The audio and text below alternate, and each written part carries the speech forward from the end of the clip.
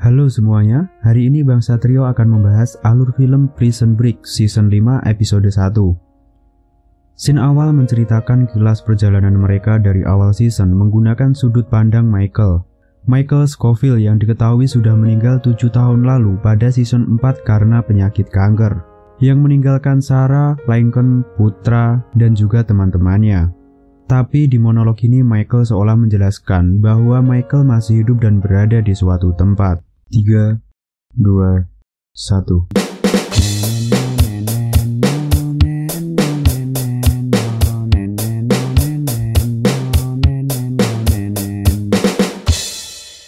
Di lapas Fog River, tampak T-Bag baru saja menyelesaikan masa tahanannya. Petugas mengembalikan barang-barang milik pria itu termasuk sebuah surat yang didapat selama dia di penjara. Dan T-Bag tampak terkejut setelah membuka surat yang didapat. Lincoln sedang dalam pelarian dari kejaran penagih hutang. Pria itu sempat bersembunyi di gang kecil menunggu dua pria yang mengejarnya pergi sebelum dia melanjutkan perjalanannya untuk pulang. Ternyata T-Bag sudah menunggu di rumahnya. Setelah sempat saling menghina, T-Bag menunjukkan surat yang dia dapat kepada Link. Pria itu membuka suratnya lalu marah dan tidak mempercayai T-Bag. Tapi T-Bag meyakinkan Link tentang keaslian suratnya.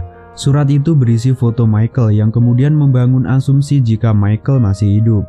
T-Bag dan Link sedang berada di ruang tamu. Keduanya sama-sama bingung dengan tujuan surat itu dikirimkan. Terlebih kepada T-Bag, terdapat satu kalimat di bawah foto Michael yang tidak dapat dipahami oleh T-Bag. Tapi meskipun seperti itu, Link tetap yakin jika adiknya sudah mati. Link kemudian mengusir T-Bag dari rumahnya dan tidak mengizinkan pria itu membawa kembali suratnya. Scene beralih di bandara New York. Lincoln baru saja tiba dan menyewa mobil. Saat pria itu masuk ke dalam mobil, dia mencurigai pria dan wanita yang sedang mengawasinya. Tapi di persimpangan mobil itu berbelok, berganti mobil lain yang juga berbelok di persimpangan selanjutnya, sehingga memutus kecurigaan Lincoln jika dirinya sedang diikuti. Di kediaman Sarah, Lincoln datang untuk berkunjung. Melihat kakak dari mantan suaminya itu, Sarah merasa tidak enak karena dia telah menikah dengan pria lain. Tapi Link tidak mempermasalahkannya. Lincoln lalu menunjukkan surat dari T-Bag kepada Sarah. Tentu saja wanita itu tidak percaya jika Michael masih hidup. Percakapan terjeda saat Jacob, suami baru Sarah, dan anaknya Mike datang. Mereka berbicara ringan sebelum Jacob dan Mike meninggalkan mereka untuk berberes. Dan sekali lagi Sarah tetap yakin jika Michael sudah mati. Wanita itu berpikir foto itu adalah rekayasa, terlebih karena T-Bag lah sumbernya. T-Bag nampak sedang bermain dengan laptopnya untuk melihat-lihat email saat tiba-tiba muncul pengingat pertemuan asing di monitornya. Di sisi lain, Lincoln yang mengunjungi makam Michael mulai bermonolog tentang betapa kacau hidupnya setelah sang adik meninggal. Saat itulah Lincoln menyadari ada sesuatu yang janggal dengan tulisan di bawah foto Michael. Link kemudian menghapus kalimat itu dan menemukan kata Ogygia yang tertulis dengan tinta berbeda. Kemudian Link memasukkan kata itu pada pencarian dan dia menemukan kata itu sebagai nama lapas yang berada di Sana'a, Yaman. Malam harinya untuk meyakinkan dirinya, Link mulai menggali makam Michael. Di sisi lain tampak T-Bag menghadiri undangan dengan Dr. Whitcomb. Dokter yang ditemuinya itu menawarkan kerjasama untuk meminta T-Bag menerima teknologi TMR. Teknologi yang memanfaatkan otak untuk memanipulasi prostesis seperti organ asli. Dan itu semua menggunakan dana dari penyumbang anonim. Sebagai penerima pertama adalah T-Bag, yang mana mungkin ini direncanakan oleh seseorang. Dr. Whitcomb menjadwalkan operasinya pada hari Senin, tapi T-Bag tidak langsung mengiyakan tawaran dokter itu, dan pergi setelah mengucapkan kalimat yang dia dapat dari bawah foto Michael. Lincoln sudah berhasil menggali makam sang adik. Saat dia membuka petinya, dia sangat terkejut karena tidak ada jasad Michael di sana.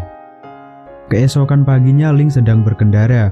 Pria itu membawa serta jas Michael yang diambilnya dari makam. Sebuah mobil sedan merah berhenti di sebelahnya dan pria di dalam mobil itu tampak mengoperasikan laptop yang kemudian membuat mobil yang ditumpangi Lincoln tidak terkendali dan berakhir masuk ke dalam danau. Untung saja Link berhasil selamat dan bersembunyi dari pria bermobil merah yang mengincarnya. Sarah yang sedang bersantai di rumahnya mendapat telepon dari Lincoln. Pria itu memberitahu Sarah bahwa makam Michael kosong dan dia hampir terbunuh oleh orang asing. Di tengah percakapan mereka, Sarah melihat salah satu mobil yang dimaksud Link berhenti di depan rumahnya. Segera Sarah meminta suaminya untuk menyiapkan senjata, sedangkan dia sendiri menghubungi polisi dan mencari putranya. Wanita asing itu masuk ke dalam rumah dan menembak Jacob di kakinya.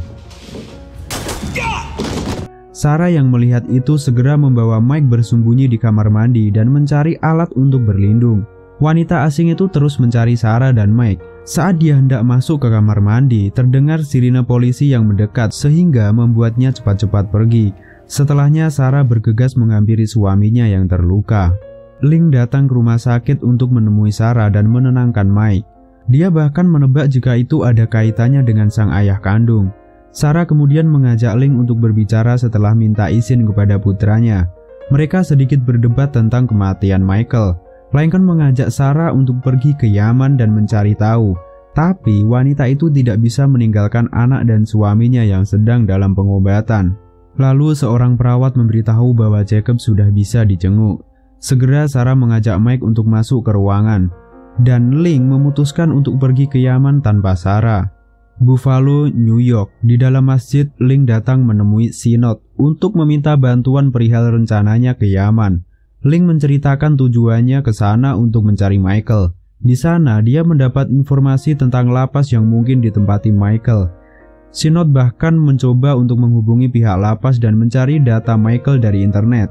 Tetapi mereka tidak menemukan apapun. Lincoln berpikir jika data Michael memang sengaja dihilangkan. Synod terus mencoba mencegah Link yang ingin pergi ke Yaman. Pria itu mencoba membuat Link memikirkan banyak kemungkinan sebelum temannya itu mengambil keputusan untuk pergi. Tapi Link tidak peduli dan meninggalkan Synod begitu saja. Di sisi lain, T-Bag mendatangi Dr. Whitecomb untuk menerima tawarannya. Operasi pun dilakukan. Walaupun sebelumnya T-Bag menolak untuk dibius, tapi pria itu tetap harus patuh pada prosedur. Di dalam kamar hotelnya, Lincoln sedang mencoba jas milik Michael yang baru saja diantar oleh karyawan hotel. Tiba-tiba pria itu merasakan seseorang mendekat dan langsung memukulnya. Ternyata orang itu adalah Sucre. Dia datang setelah mendapat informasi dari Synod tentang rencana Link pergi ke Yaman.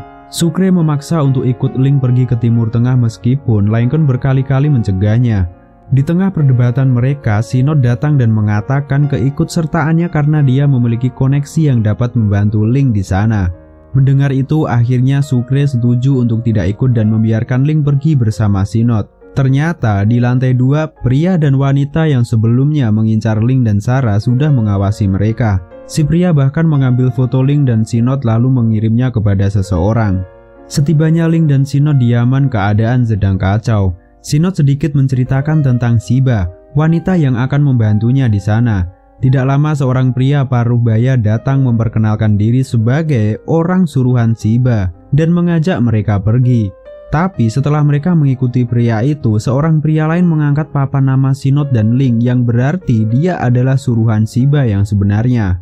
Awalnya di dalam taksi yang dikemudikan pria asing itu tampak tidak ada masalah. Sampai Synod menyadari mereka dibawa ke tempat asing berakhir di sebuah garasi. Saat Synod mengajak Link untuk keluar dan lari, sekelompok pria telah mengepungnya sehingga tidak ada pilihan lain selain melawan. Dengan kesigapan keduanya, mereka berhasil mengalahkan sekelompok preman tadi. Link menemukan ponsel salah satu penjahat yang menampilkan fotonya dan Synod saat di bandara dan menyadari mereka sedang diawasi. Tidak lama setelah itu, Siba datang dan mengajak mereka pergi dari tempat itu. Siba menemukan mereka setelah mendapat info dari kontaknya. Di jalan, Link meminta Synod dan Siba untuk membuang ponsel mereka agar tidak dapat dilacak.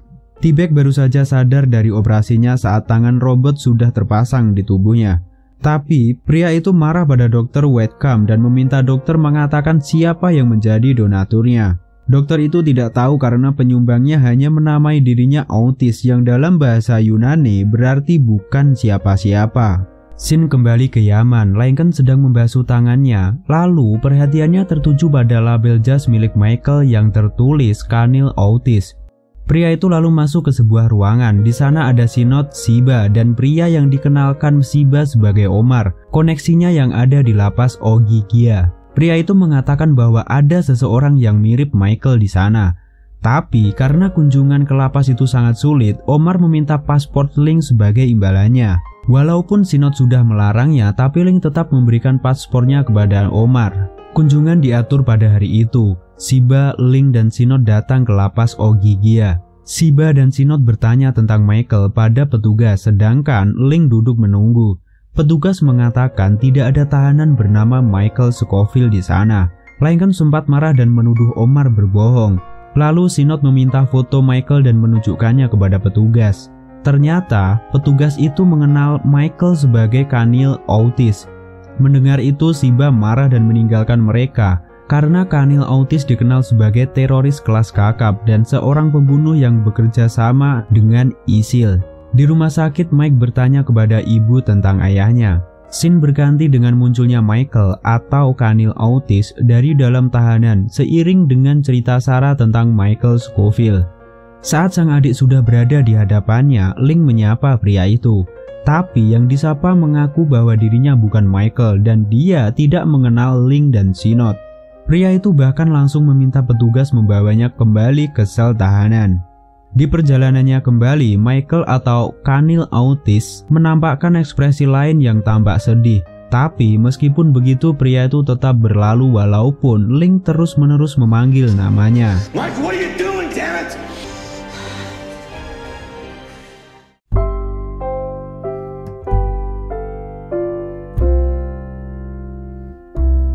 Sampai di sini dulu season 5 episode 1. Nantikan kelanjutannya di channel Bang Satrio. Jangan lupa dukungannya. Terima kasih semua, Bang Satrio di sini. See you next clip. Bye bye.